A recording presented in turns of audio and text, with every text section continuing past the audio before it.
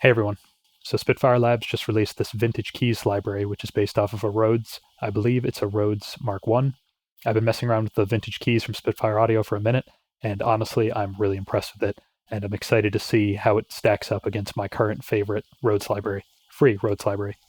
First, I'm going to play a little bit of music and switch between the two Rhodes, and then I'm going to talk a little bit about the library and mess around with some of the settings and see what different kinds of sounds I can make. So let's start off here with the vintage keys. The only thing I have on it is a little bit of velocity editing in Ableton, as well as this channel strip here, and I've matched the settings for that channel strip between the two Rhodes libraries that I'm shooting out. I'll turn these channel strips off as well, but I really like the sound that the channel strip adds and the little bit of compression.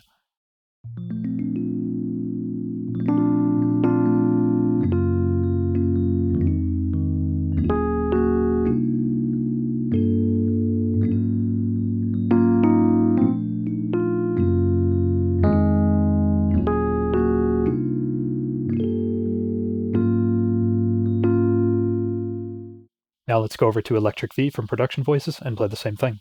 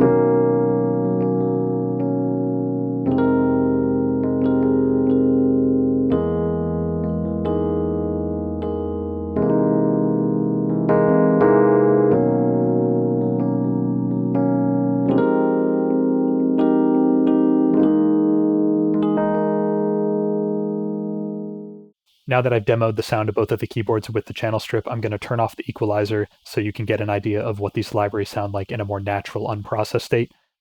I'm going to start with the Spitfire Audio vintage keys, the Mark I, and let's try to mess with the range of keys here and see what the different velocity layers sound like, see how many layers they sampled. First, I'm going to play the lowest note and the highest note.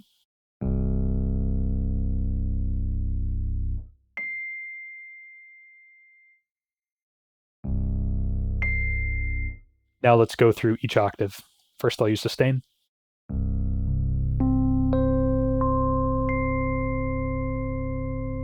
Now without sustain.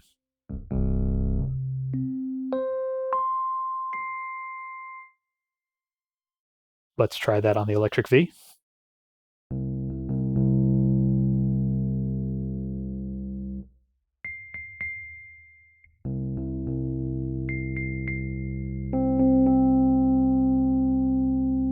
Back on Spitfire.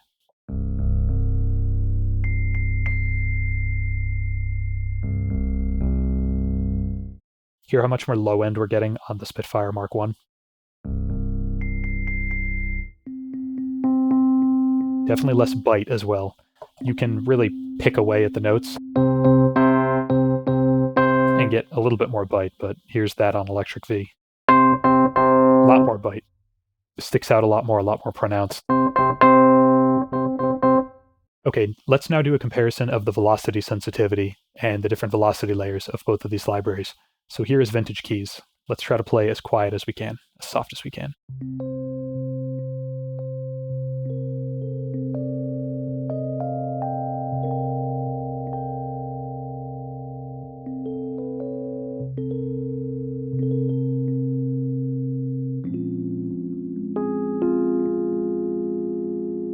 Let's play a little bit louder.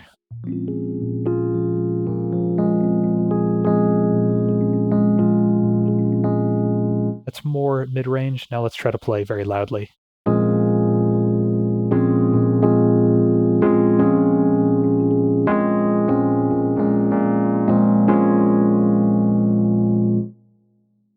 Get a little bit of bite and a little bit more drive. Sounds like some preamp saturation. Let's try that exact same test on Electric V. So here's very quietly.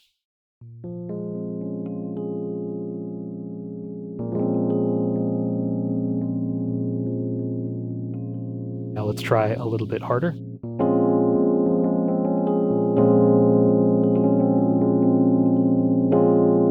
Now let's try a lot harder.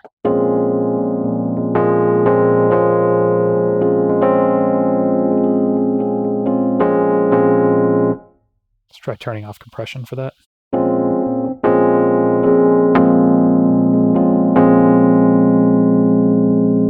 You definitely get a lot more bite out of the Electric V library. Now let's try messing with the velocity layers. So here is Vintage Keys from Spitfire. That's the lowest.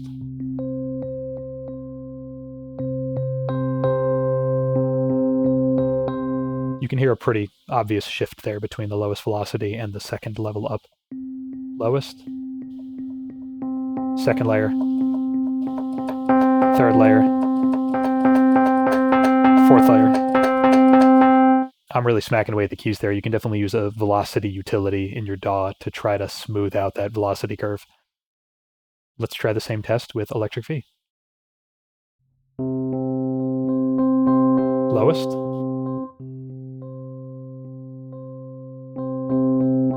That sounds like the second velocity layer. Sounds like the third. Yeah, now I'm clipping.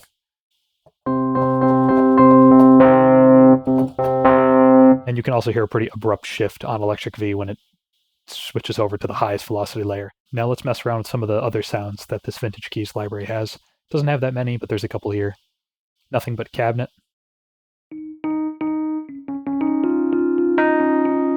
Much more roomy sound, makes sense.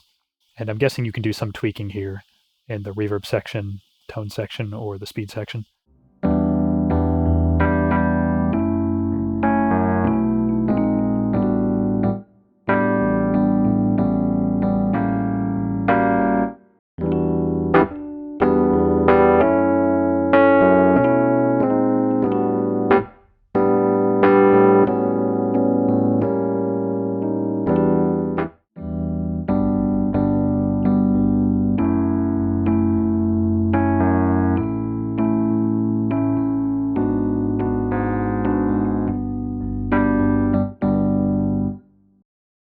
Let's try out Twinned Up.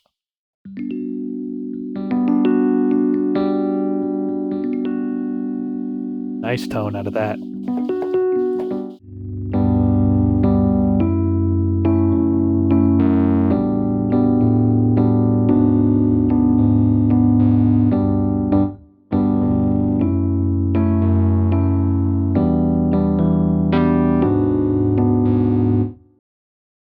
Sign of the Times.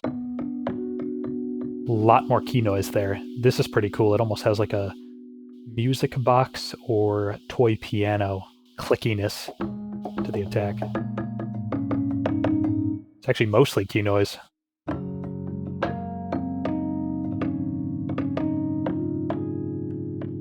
Interesting.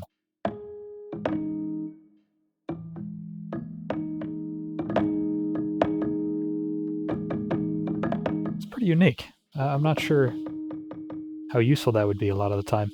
I bet you could stack this Sign of the Times preset with the default preset and then bring up the key attack noise and create a bit more dynamic sound to the standard preset that we were messing with earlier on this Vintage Keys library. So combine that with this. I bet you could get a really good sound.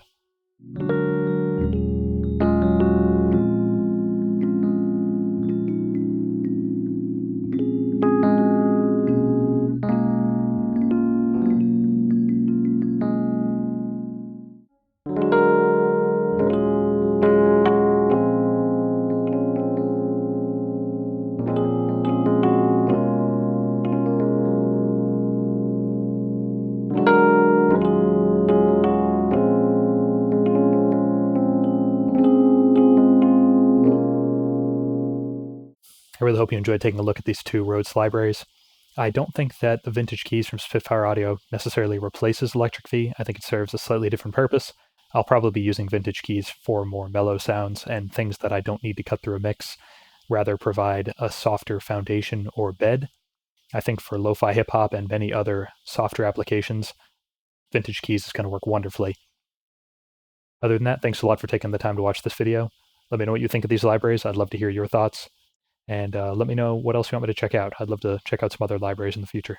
Thanks a lot for watching. Have a good day.